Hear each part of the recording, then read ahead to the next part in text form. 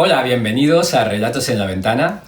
Este es nuestro número 100 y tal como hicimos hace aproximadamente un año, en el número 50 os leímos a un maestro de la literatura del siglo XX, Anton Chejov, y en esta ocasión os queremos leer también a otro imprescindible, Franz Kafka.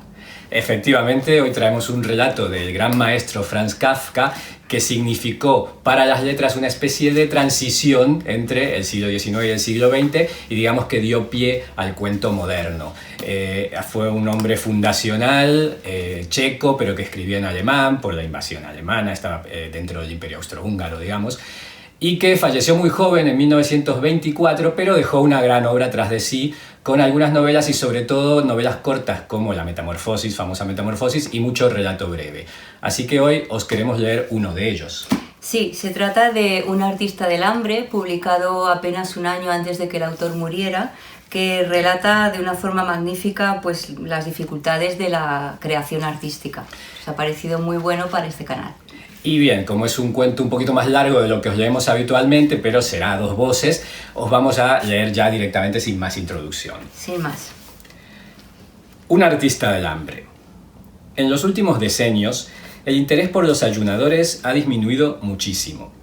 Antes era un buen negocio organizar grandes exhibiciones de este género como espectáculo independiente, cosa que hoy en cambio es imposible del todo.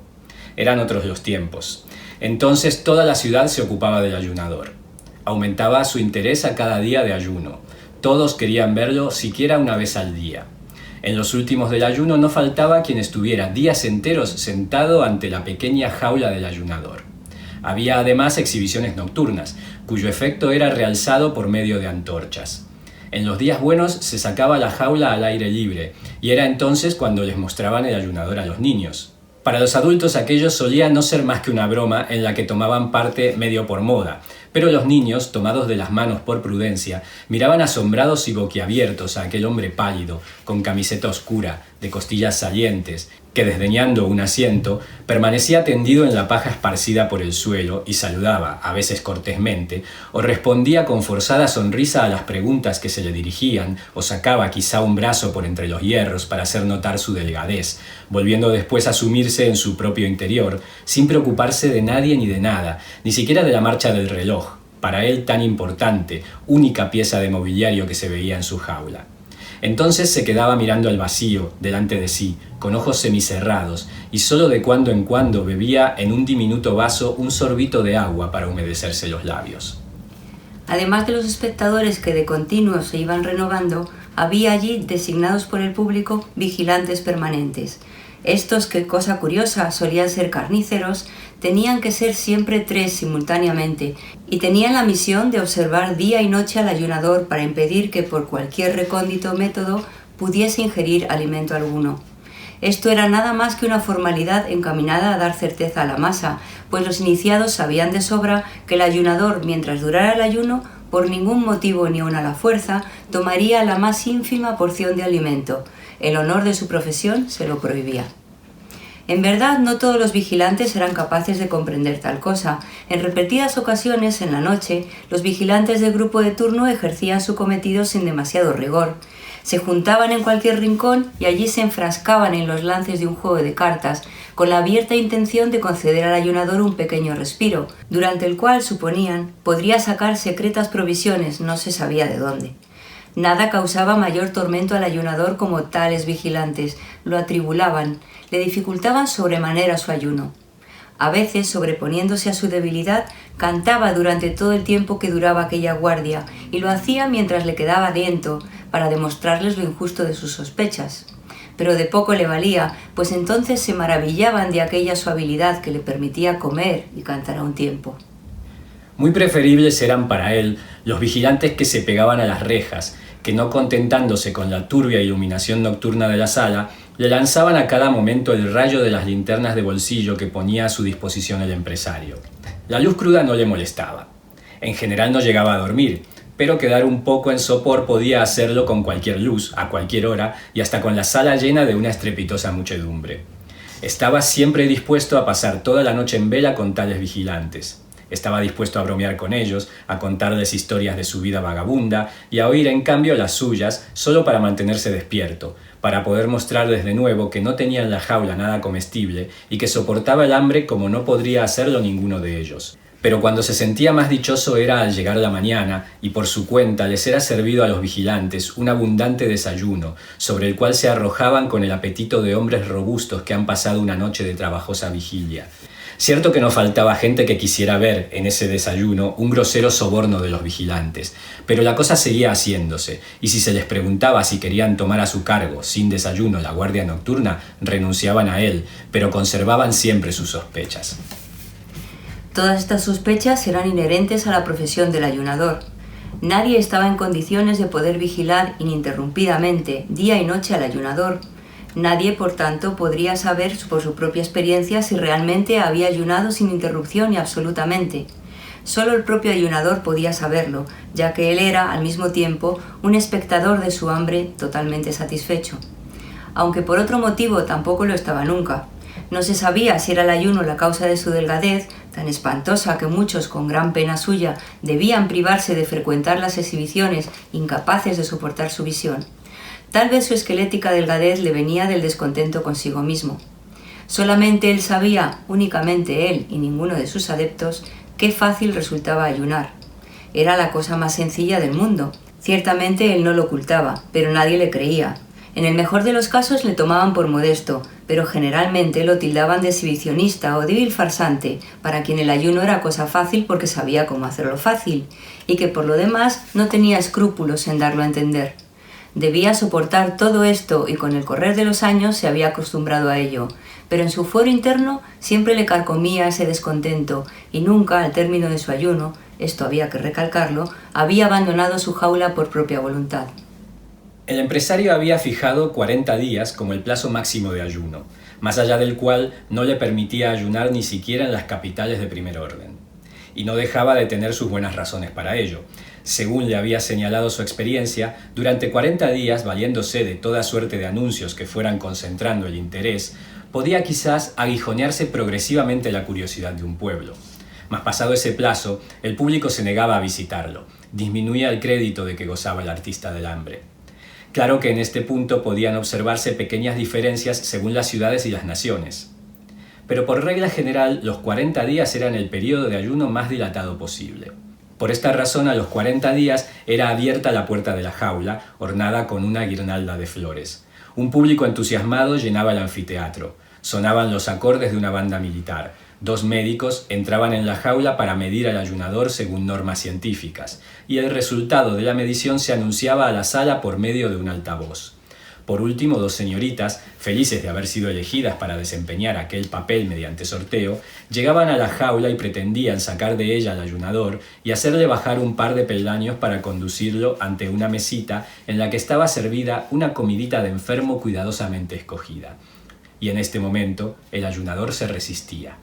Es verdad que colocaba voluntariamente sus huesudos brazos en las manos que las 2 damas, inclinadas sobre él, le tendían, dispuestas a ayudarle, mas se resistía a levantarse.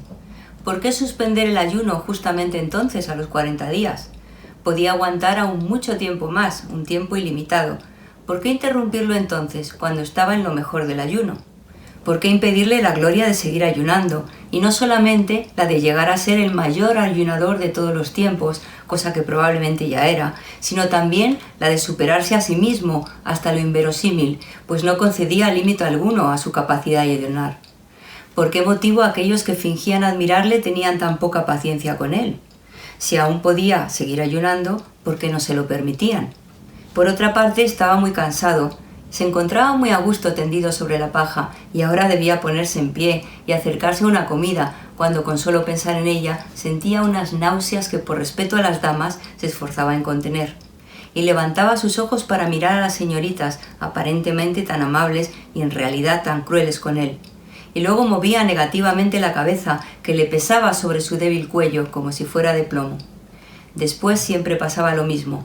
Se acercaba al empresario silenciosamente, con la música no se podía hablar, alzaba los brazos sobre el ayunador, como si llamara al cielo a contemplar el estado en que se encontraba, sobre el montón de paja, aquel mártir digno de compasión, cosa que el pobre hombre, aunque en otro sentido no dejaba de ser, aferraba al ayunador por su breve cintura, observando al hacerlo grandes precauciones como si quisiera hacer notar que tenía entre las manos algo tan frágil como el vidrio, y dándole una disimulada sacudida, de tal manera que al ayunador, sin que lo pudiera evitar, se le movían de un lado para otro las piernas y el tronco, era entregado a las damas, que en el ínterin se habían quedado mortalmente pálidas. Entonces el ayunador sufría todos sus males. La cabeza le caía sobre el pecho como si le diera vueltas y sin saber cómo hubiera quedado en aquella postura. El cuerpo estaba como vacío. Las piernas, en su afán de mantenerse en pie, apretaban sus rodillas una contra otra. Los pies rascaban el suelo como si no fuera el verdadero y buscara a éste bajo aquel. Y todo el peso del cuerpo, por lo demás muy leve, caía sobre una de las damas, la cual, buscando auxilio con cortado aliento, jamás se hubiera imaginado de este modo aquella misión honorífica, alargaba todo lo posible su cuello para liberar siquiera su rostro del contacto con el ayunador. Pero después, como no lo lograba, y su compañera, más feliz que ella, no venía en su ayuda, sino que se limitaba a llevar entre sus manos temblorosas el pequeño haz de huesos de la mano del ayunador, la portadora, en medio de las divertidas carcajadas de toda la sala, rompía a llorar y tenía que ser liberada de su carga por un criado, de largo tiempo atrás preparado para ello. Después venía la comida, en la cual el empresario, en el semisueño del enjaulado, más parecido a un desmayo que a un sueño, le hacía tragar alguna cosa en medio de una divertida charla con que apartaba la atención de los espectadores del estado en que se hallaba el ayunador. Después venía un brindis dirigido al público que el empresario fingía dictado por el ayunador.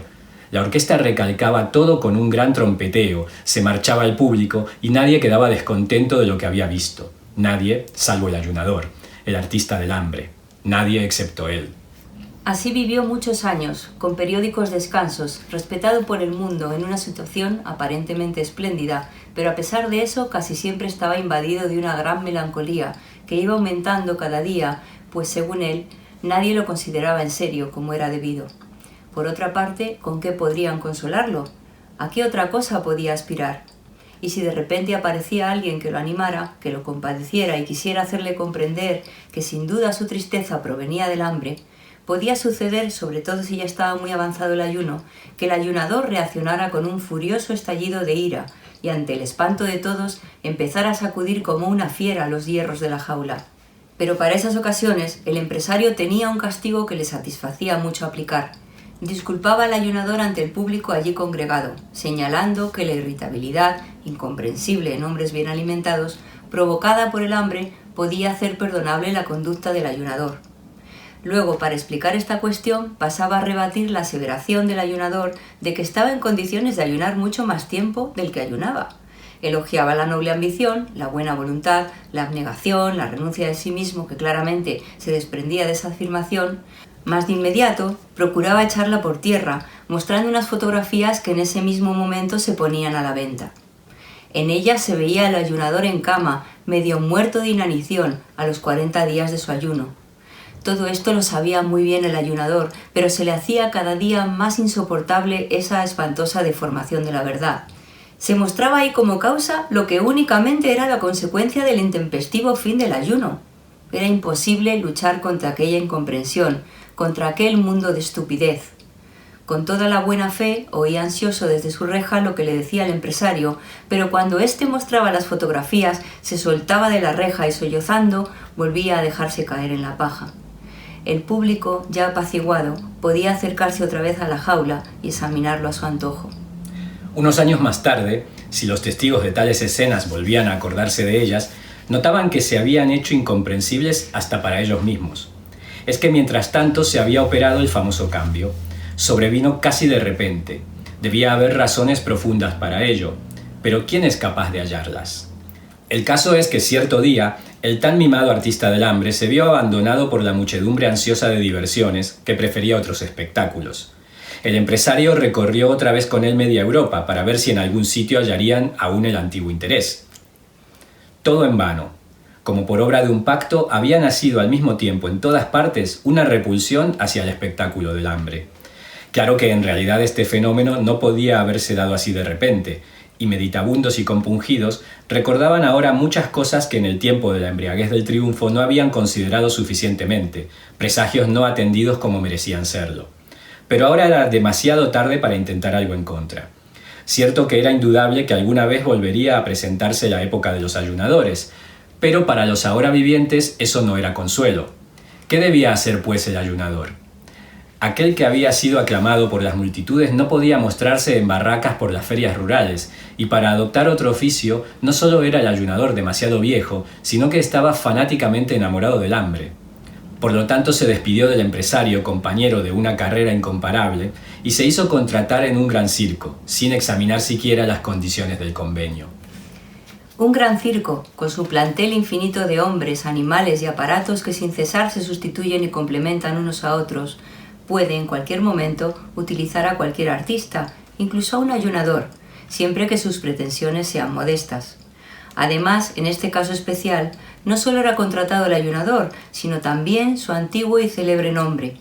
Ni siquiera se podía decir, dada la singularidad de su arte, que por ser un artista veterano alejado de la cumbre de su fama, tratará de refugiarse en un tranquilo puesto de circo. Al contrario, el ayunador aseguraba, y era plenamente creíble, que lo mismo podía ayunar ahora que entonces, incluso que si le dejaban hacer, como así le prometieron, ahora sí haría despertar en la gente la justa admiración. Esa aseveración suscitaba sonrisas de burla en la gente del oficio, que conocía el espíritu de unos tiempos, que en su entusiasmo había olvidado el ayunador. Más allá en su fondo, el ayunador no dejó de hacerse cargo de las circunstancias y aceptó sin dificultad que no fuera colocada su jaula en el centro de la pista, como número sobresaliente, sino que se la dejara fuera, cerca de las cuadras, sitio por lo demás bastante concurrido. Grandes carteles de colores chillones rodeaban la jaula y anunciaban lo que había que admirar en ella. En los intermedios del espectáculo, cuando el público se dirigía hacia las cuadras para ver los animales, era casi inevitable que pasaran por delante del ayunador y se detuvieran allí un momento. ¿Acaso habrían permanecido más tiempo junto a él si no hicieran imposible una contemplación más larga y tranquila los empujones de los que venían detrás por el estrecho corredor y que no comprendían que se hiciera aquella parada en el camino a las interesantes cuadras? Por eso el ayunador temía esa hora de visitas, que al mismo tiempo anhelaba como la finalidad de su vida. Al comienzo, a duras penas contenía su impaciencia, aguardando el momento del intermedio. Había divisado muy contento a la muchedumbre que se desplegaba y se le aproximaba, hasta que luego, ni el más obstinado y casi consciente deseo de engañarse a sí mismo se salvaba de aquella experiencia, tuvo que convencerse de que la mayoría de esa gente no deseaba otra cosa que visitar las cuadras. Y siempre era preferible ver aquella masa así, desde lejos, porque al llegar junto a su jaula, pronto le aturdían los gritos e insultos de los dos bandos que al momento se formaban, el de los que deseaban verlo cómodamente, y este bando fue el que más entristecía al ayunador, porque se paraba ahí, no porque le interesara la presencia del ayunador, sino por llevar la contraria y molestar a los otros, y el de los que solo querían llegar lo antes posible a las cuadras. Una vez hubiera pasado el gran tropel, llegaban los rezagados, quienes también, en vez de quedarse mirándolo todo el tiempo que les viniera en gana, pues ya nadie se lo impedía, pasaban de largo, a grandes pasos, echándole apenas una mirada de reojo para llegar a tiempo a ver los animales. Y era muy rara la vez en que viniera un padre de familia con sus hijos, mostrando con el dedo al ayunador y explicando detalladamente de qué se trataba, y recordar otros tiempos en que presenció una exhibición semejante, pero incomparablemente más lúcida que aquella. Y entonces los niños, que por su suficiente preparación escolar y general, que sabían ellos lo que era ayunar, seguían sin comprender lo que veían, mostraban un fulgor en sus inquisidores ojos, en el que se adivinaban tiempos más propicios por llegar. Quizás estarían un poco mejor las cosas, se decía a veces el ayunador, si el lugar de las exhibiciones no se hallase tan cerca de las cuadras.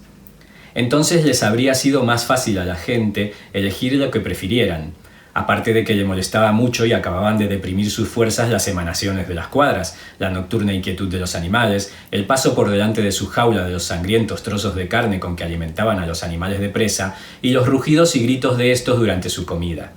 Pero no se atrevía a decirlo a la dirección, pues si bien lo pensaba, siempre tenía que agradecer a los animales la muchedumbre de visitantes que pasaban ante él, entre los cuales de cuando en cuando bien se podía encontrar alguno que viniera especialmente a verlo. Quién sabe en qué rincón lo meterían, si al decir algo les recordaba que aún vivía, y les hacía ver, en resumidas cuentas, que no venía a ser más que un estorbo en el camino de las cuadras. Un pequeño estorbo en todo caso, un estorbo que cada vez se hacía más diminuto. La gente se iba acostumbrando a la rara manía de pretender llamar la atención como ayunador en los tiempos actuales, y adquirido este hábito quedó ya pronunciada la sentencia de muerte del ayunador. Podía ayunar cuanto quisiera y así lo hacía.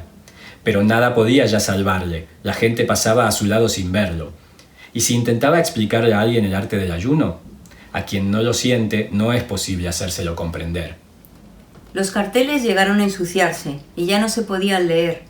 Fueron arrancados y a nadie se le ocurrió fijar otros.